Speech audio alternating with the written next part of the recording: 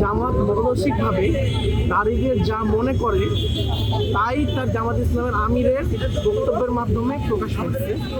এবং সবচেয়ে বড় কথা দেখবেন, জামাতকে নিয়ে কেউ যদি কোনো বিরোধিতা করে, জামাতকে নিয়ে কেউ যদি কোনো ভিন্ন মত পোষণ করে, তাহলে জামাতের অনলাইনের যে বট বাহিনী তারা নানান মাত্রায় নানানভাবে নোংরা গালিগালাজ, নারী পুরুষ নির্বিশেষে সবাইকে গালিগালাজ করে, নোংরা গালিগালাজ করে। সেটা দিয়ে প্রমাণিত হয় যে আসলে এই যে জামাত ইসলামের আমিরের যে বক্তব্য নারীদের নিয়ে কোনো অবাক করার বিষয় নেই। অতএব তারা যে একটা নারী বিদ্বেষী দল, তারা যে একটা নারীর প্রতি নিরাপদ দল না, সেটা 1971 সালে ডিসাইডেড। এই সময়ে আওয়ামী লীগের মতো একটা ফ্যাসিস্ট সরকারের পতনের পর বাংলাদেশ যে একটা গণতান্ত্রিক রাষ্ট্র বিনির্মাণের কথা, কোনোভাবেই এই ধরনের নারী বিদ্বেষী দল, এই ধরনের স্বাধীনতা বিরোধী দলকে বাংলাদেশের রাজনীতিতে নর্মালাইজেশন করা কোনোভাবেই উচিত হয় না এই সরকার।